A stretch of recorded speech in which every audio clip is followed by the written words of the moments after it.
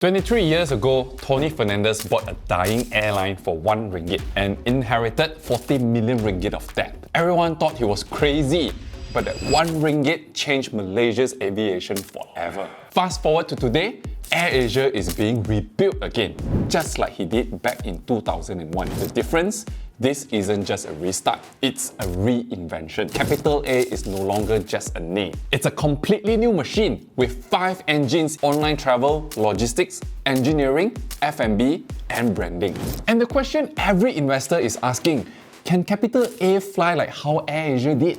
I've gone digging through their offices, talking to the teams, and even sat down with Tony Fernandes himself to understand the real plan behind Malaysia's most ambitious corporate transformation. So today, let's unpack what really happened to AirAsia and why this Capital A might be both Tony's biggest masterpiece and his riskiest flight yet.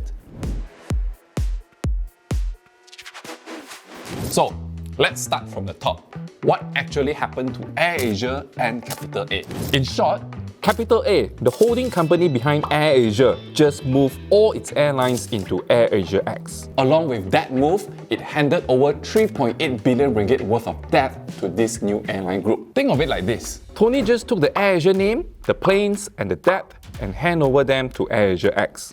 Meanwhile, Capital A keeps only a 19.5% stake in the airline and focuses on 5 key businesses. And these 5 businesses, they are not side hustles anymore. They are the new Capital A empire. So if you're holding Capital A shares, here's what they really means now. You no longer own an airline. You own a portfolio of travel, logistics, and lifestyle companies, all built on AirAsia's DNA, but ready to serve the entire aviation industry and beyond. The logic is simple. Airlines are capital intensive, heavily regulated, and cyclical. But digital businesses, they scale fast and can list globally. In Tony's words, this is about unbundling the empire. So let the airline fly solo and let the rest of the group grow without turbulence. But here's the real twist. This isn't the first time Tony's done this. Back in 2001, he bought a troubled airline with RM1 and inherited 40 million ringgit worth of debt from that company. The rest is history.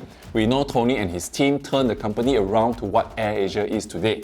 And now, 2 decades later, he's trying to pull off the same trick, not with planes this time, but with platforms.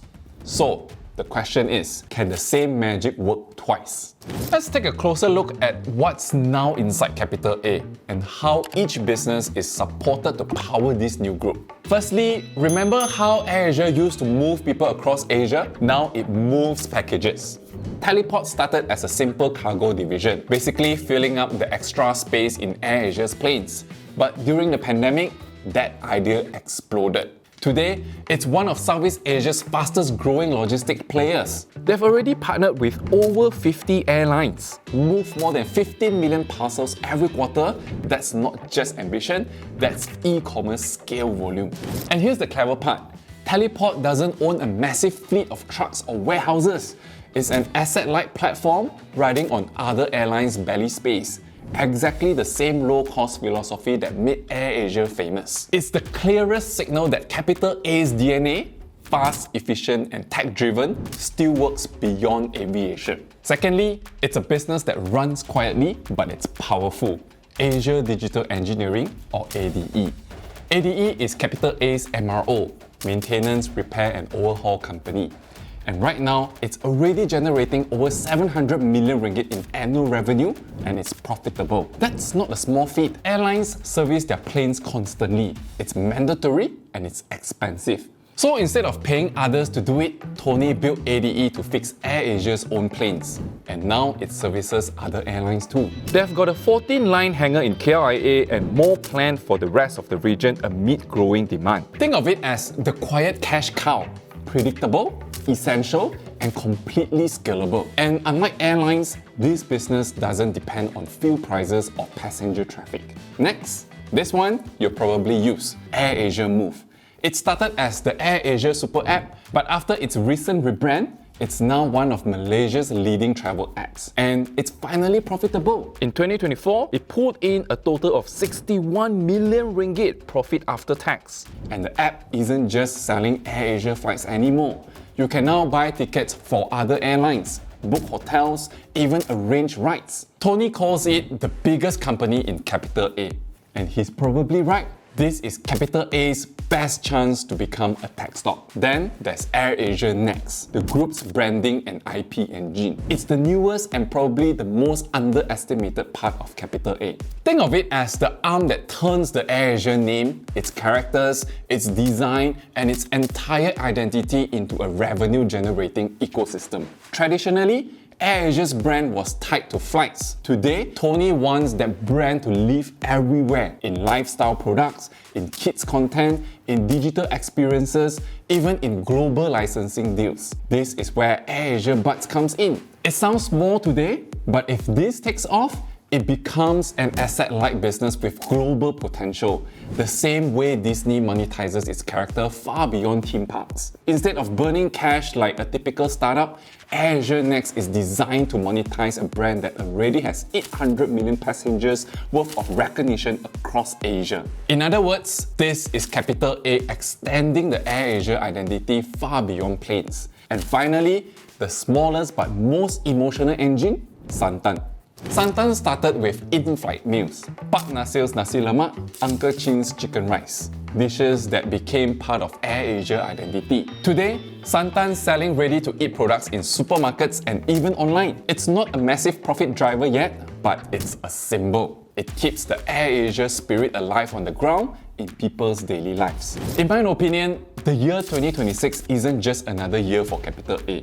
It's the make or break checkpoint. Because that's when every engine we just talked about has to prove it can power up Capital A. To be honest, it's an ambitious plan, even risky to a certain extent. But if there's one thing Tony Fernandes has proven, it's that he knows how to turn a crisis into a comeback. During the pandemic, when airlines were grounding planes, he built new businesses from scratch. Online travel, logistics, aircraft engineering, F&B, and branding, all of which are now running profitably or close to it. That tells me this isn't blind optimism, it's muscle memory. So this isn't a startup story, it's a restructuring story that's finally starting to make sense. But let's be real, no flight is without turbulence. The biggest risk? Execution. Running 5 very different companies is not easy.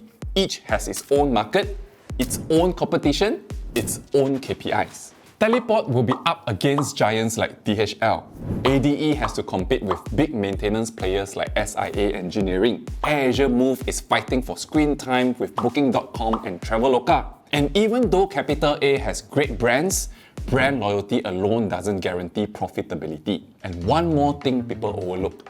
All these businesses still depend, at least a little, on the airline. If AirAsia Group hits turbulence again, high oil prices, currency swings, or another travel disruption, that ripple will still hit Capital A. So, yes, the plan is exciting, but it's also risk. So, what does all this mean? Capital A is no longer an airline company.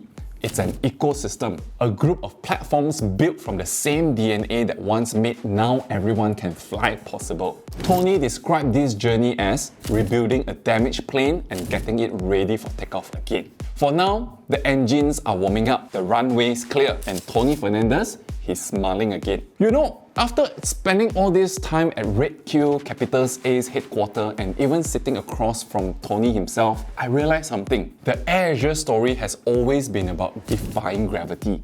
From a 1 ringgit rescue to a billion ringgit empire. From surviving a pandemic to splitting an entire airline group into 2. They've done what most companies wouldn't even dare to try. And this new chapter with Capital A, it's not just about cleaning up debt or chasing IPOs. It's about a man, a brand, and a team that refuses to be grounded. Whether this new structure works long term, we don't know yet. But one thing's for sure, this is not the end of AirAsia. It's the start of something entirely different, maybe even bigger. So when people ask me, hey Frankie, is Capital A worth watching? My answer is simple. Yes. Because they are rewriting what a Malaysian company can become. From airline to ecosystem, from passengers to platforms, Capital A's real journey is just beginning. If you have been following this 3-part series, Thank you for tuning in with us. And if you haven't watched the first two videos yet, go check them out. In the first one, we have walked through AirAsia's iconic Red Queue office. The second, Tony himself shared how he's rebuilding Capital A for the next decade. Together, they tell the full story of how a 1 ringgit company become one of Malaysia's biggest transformation. And trust me, you'll want to keep watching this space. Because knowing Tony Fernandes, this isn't the last time he will reinvent the skies. Subscribe to the channel for more content. See you in my next video.